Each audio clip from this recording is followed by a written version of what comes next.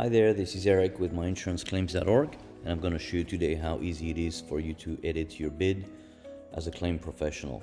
So I'm here logged in with my account as a claim professional, and I've previously posted a bid on this particular claim, offering to service that claim for 14% of the proceed, as you can see here on the bottom. So if I made a mistake or if I want to revise my bid, I simply click on edit bid.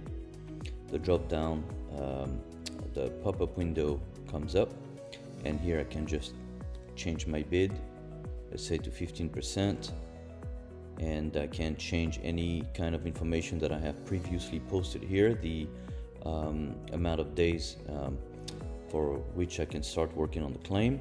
I can upload any type of document related to the services that I can provide for this claim, any type of description that I had previously posted here, and I just have to check this field saying that I can service this claim as, where, and when described in the listing, and I can place my bid again, and it will go from 14% to 15%.